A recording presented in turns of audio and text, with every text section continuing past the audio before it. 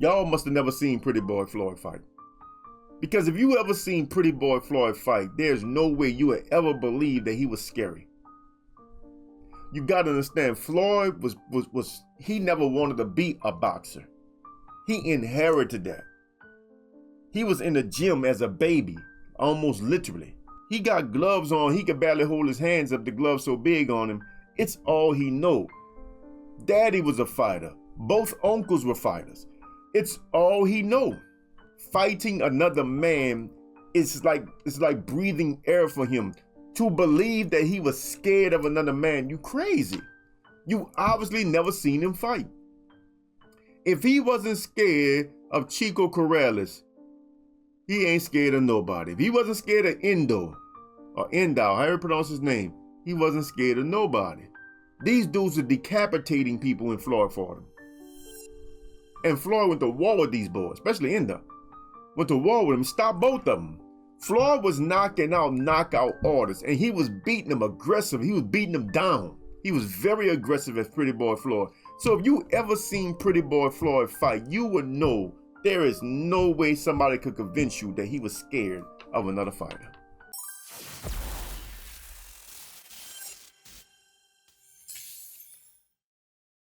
I want to use Roy Jones Jr. as an example of how people spin narratives. You know, on this channel, I don't like just talking about like boxing. You know what I'm saying? I watch boxing, I like boxing, but I don't like really just talking about boxing. So when I do a boxing video, my intent is to kind of open the door for a much larger understanding of human nature. And the things that Roy Jones Jr. does regarding Floyd Mayweather, it's something that they need to study in psychological classes or psychology classes, you know what I'm saying? Because the dude he's a serious hater of Floyd. And he has a way of spinning narratives and saying things that sound true, especially to the haters, that's just not true.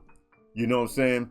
To make it sound like Floyd ducked and dodged people to maintain his oath, it's not true, man. Floyd had a chip on his shoulder. Floyd was an arrogant sucker, but he honestly believed nobody could beat him. So saying that he ducked people to protect his oath is just a lie, man, because Floyd, he honestly did not believe anybody could beat him. Floyd was just moving for money. His whole goal was who I can make the most money off of. And usually that comes with a dude that got a big following, a big support base, you know what I'm saying? So the kinds of people he fought had to be at the top and had to have a big following, had to have a lot of buzz behind him so that he could make the most money off those fights. That was Floyd's goal. That was his only goal. It was economics, right? I'm talking about Money Mayweather. It was purely economics. What I find weird about people who repeat narratives is that no matter how much you repeat it, it's not true. And the reason why I'm bringing these narratives up, because narratives is how they control us. I'm talking in every aspect of our life. The government and the politicians that work for the government, so to speak. Social activists, community activists, everybody spin narratives. This is how they keep us trapped. You know, on this channel, I talk about like people like Nuri Muhammad a lot because he's one of the biggest narrative spinners out there. He loved talking about sports. He got a problem with black athletes. But the narrative he spin never makes sense to nobody but those who got problems with black athletes also. He only makes sense to those who are suffering from self-hatred, from those who are suffering because they wasn't popular in school and everything like that. Because otherwise, you will hear what he's saying, you'd be like, that don't make no sense, bro. So black people play sports only because of slavery, but white people play sports because of what? Asians play sport because of what? I mean, they play sports all around the damn globe. Why do everybody else play sports? Only black Americans play sports because of slavery. And sports is only detrimental to the entire black community. You know what I'm saying? White athletes don't have any effect on white community or white people. Asian athletes don't have any adverse effect on Asian people or Asian community, and vice versa. The Latinos, or it don't matter. However you want to categorize other people, it just seems like the only people are adversely affected by athletes is black Americans. And these are narratives that just don't make sense, bro. They just don't make sense. And this is how people spin everything. Dr. Umar Johnson is another narrative spinner. You know what I'm saying? They are all, I mean, I'm just picking two, but they are all narrative spinners. And what you got to start doing is being able to recognize the narratives. You got to be able to recognize when something is not adding up. First of all, you need to know something about what's being talked about. So in this instance, right, we're going to use Floyd Mayweather and Roy Jones. Roy Jones has been hating on Floyd for years, in case y'all don't know. For years. Floyd has never responded. Even in Floyd's response, he never said a word. He just showed himself sitting in front of gigantic TV, watching Roy Jones get knocked out in different fights, right?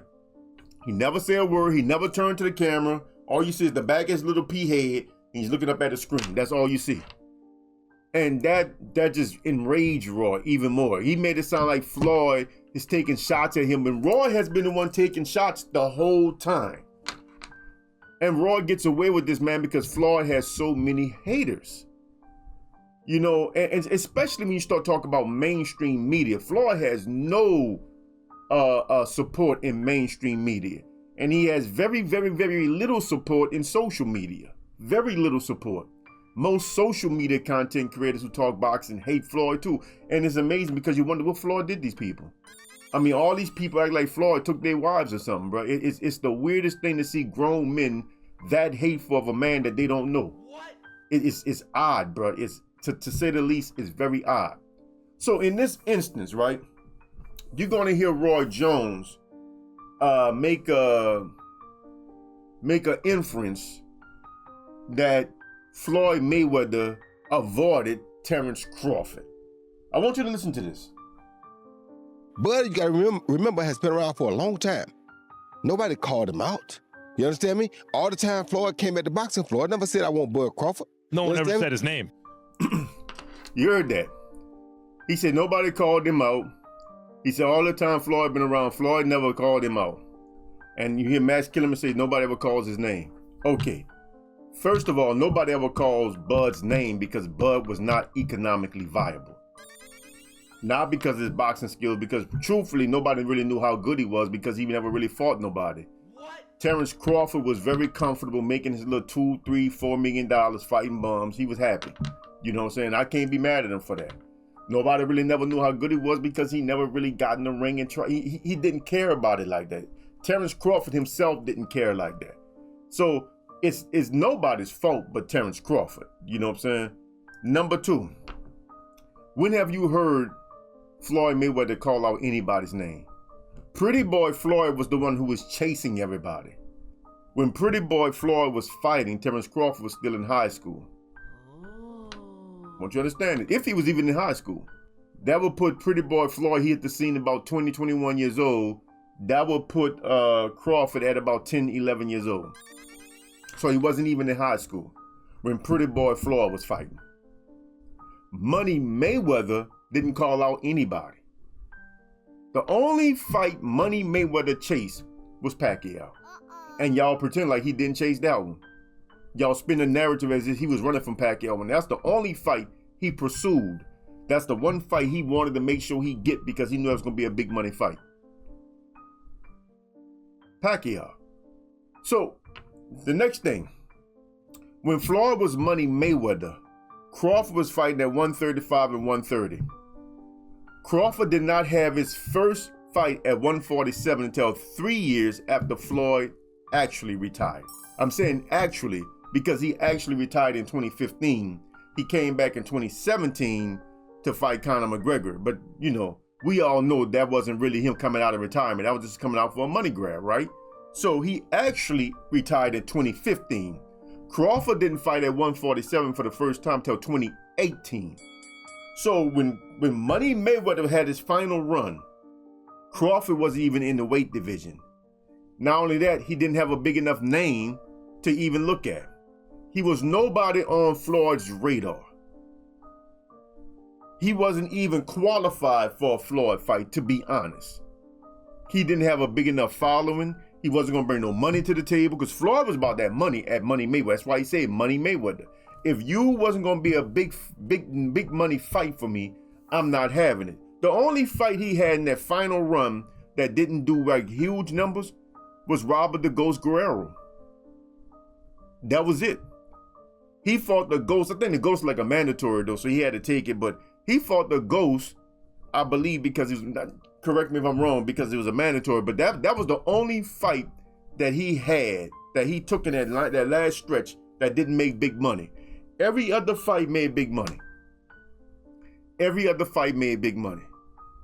So he wasn't going to fight Crawford because Crawford was not economically viable. He wasn't in the weight division. He wasn't on the radar. I mean, so why would Floyd call out Crawford? And had he called out the dude at 140 to come up to 147 and fight him, what y'all would have said? What y'all would have said? See, this is why Floyd, man, don't really care about y'all, man, because he know y'all gonna hate. Haters gonna hate, you know what I'm saying? That's how he looks at it. Haters gonna hate. But now my point to exposing this, to showing you this stuff, is that this is a narrative. So anyway, the point is, beware of narratives, right? Narratives is how they control everything. You know what I'm saying? And now, you know, on my channel, I talk a lot about, you know, our history here as Black Americans and everything like that. Well, our history is controlled through narratives. When people say stuff like all blacks come from Africa, that's a narrative. All Black Americans come from Africa, or all black people period come from Africa. That's a narrative. That's not a factual thing. When they say, like, you know, the transatlantic slave, that's how all us get to the Americas and West Indies, that's a narrative. That's not a fact. You know what I'm saying? These are narratives. These are stories. These are stories that are being controlled by people in certain positions of influence and authority. But they are not facts. Believing narratives, whether they support you or against you, you know what I'm saying, ain't gonna make your life any better.